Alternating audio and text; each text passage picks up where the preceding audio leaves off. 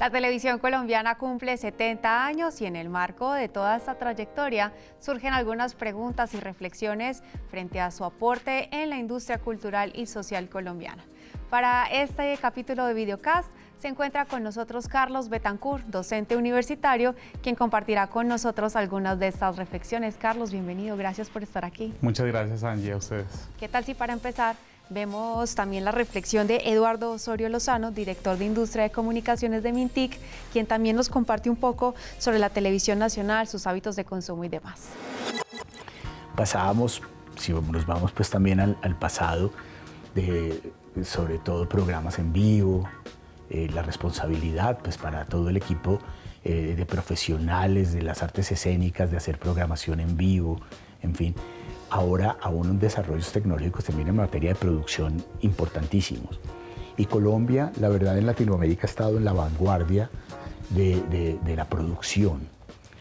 Dramatizados tan reconocidos en el mundo como Betty la Fea, Café con aroma de mujer, más contemporáneos como Bolívar, como todas estas series que se han venido desarrollando, incluso algunas de las que pues llamábamos en su momento narconovelas, pues la vida de Pablo Escobar, etcétera, Los Tres Caínes, en fin, pero han sido series y han sido contenidos que han traspasado las fronteras y han logrado poner a Colombia en el mapa del sector audiovisual, que viene también ahora desde el desarrollo tecnológico, las nuevas plataformas, Netflix, la posibilidad de ver contenidos en otro tipo de pantallas, también han hecho y han obligado a los productores a hacer ese tipo de contenidos pues para competir realmente con el mercado internacional. Entonces yo creo que la situación actual de la televisión es positiva y hay que mirarla de manera positiva y propositiva. Obviamente al Estado en materia de televisión pública le corresponde financiarla, porque los recursos de las entidades estatales que prestan el servicio de televisión no son los suficientes ni los necesarios para desarrollar productos de calidad.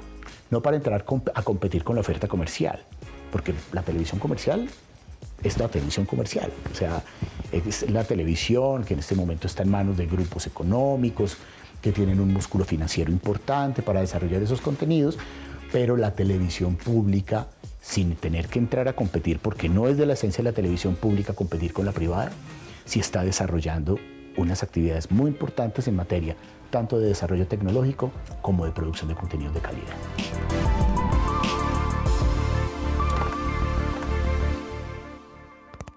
Y para empezar nuestra conversación, acá tengo un dato del informe Digital 2024 Global Overview que dice que más o menos el 38% de los internautas son espectadores de televisión conectada, pero también sabemos que nuestro país todavía no está conectado al 100%.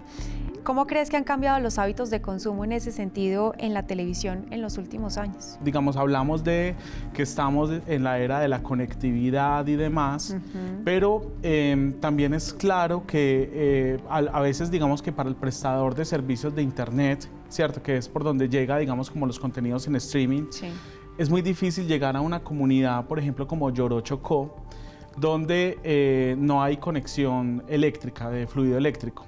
¿Ves? Entonces, creo que es una serie, digamos, como de situaciones contextuales que no permiten, de alguna manera, que se pueda, pues primero, impactar positivamente, o al menos con el acceso a las tecnologías estas emergentes que llamamos, y por consiguiente, en algunos municipios de Colombia, todavía no tenemos, digamos, como unos hábitos transformados, establecidos, metamorfoseados de alguna manera como con el consumo de televisión tradicional.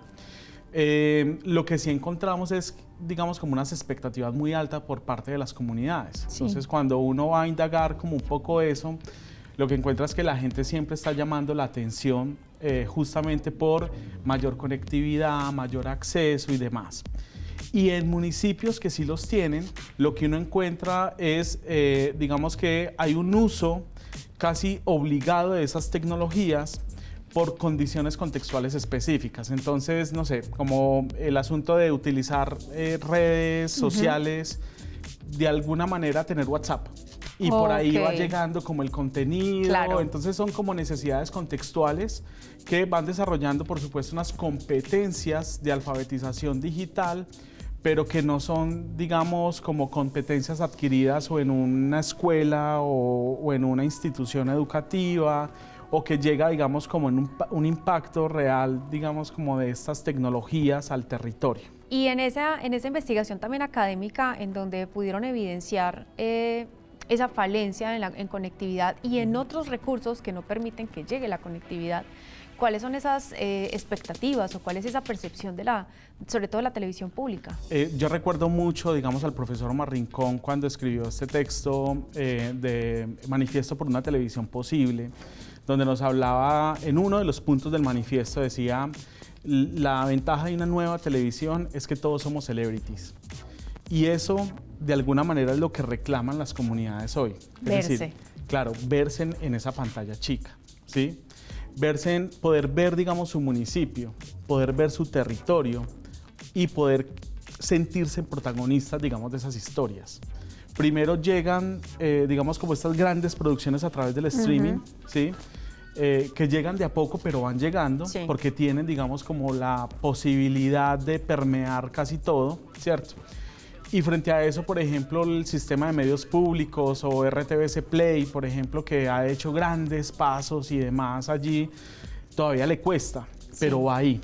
Entonces, siento yo que hoy en ámbitos como de la tecnología o de la actualización, digamos, como de todo el sistema de la televisión pública, creo que hay que acercar eso de otros modos, es decir, poder garantizar que con sistemas de conectividad 2G, incluso pues como si no se alcanza, digamos, a esas, digamos, grandes capacidades de transferencia de información, poder establecer, digamos, como puntos específicos con internet satelital y demás y poder abrir, digamos, como estas aplicaciones para que estas comunidades puedan tener acceso a estos contenidos.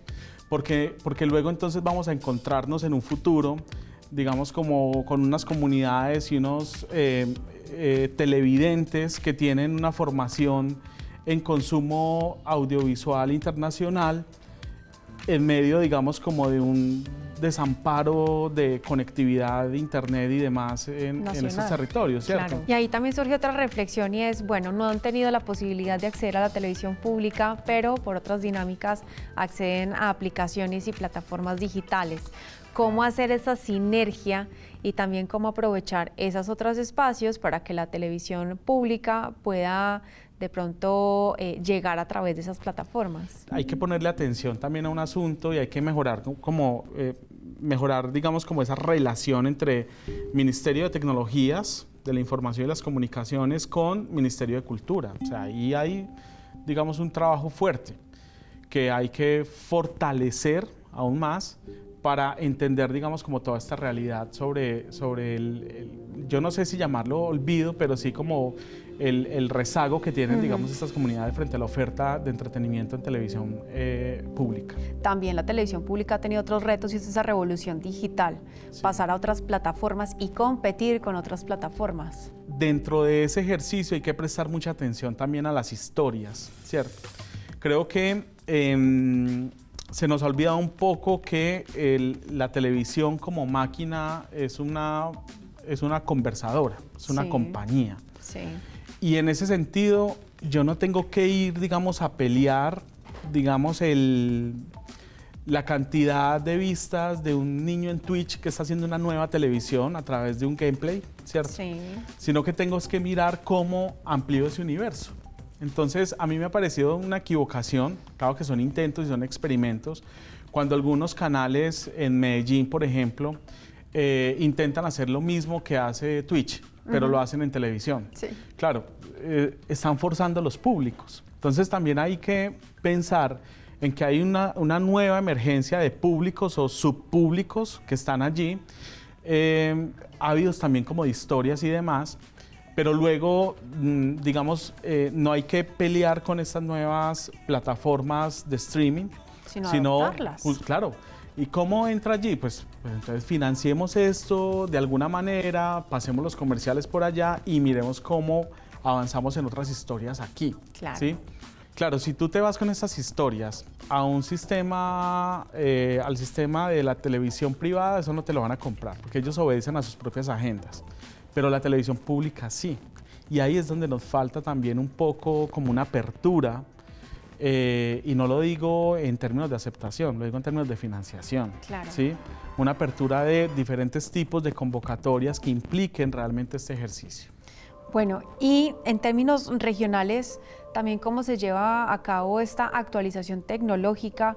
Ya sabemos que hay unos pinitos desde las televisiones regionales, sabemos que hay unas dolencias y hay unas necesidades desde los públicos. Entrar dentro del sistema, digamos, actual de la televisión internacional, eso va a implicar sí o sí que se actualicen equipos, que se actualicen cámaras, sistemas o kit de luces, escenarios y demás.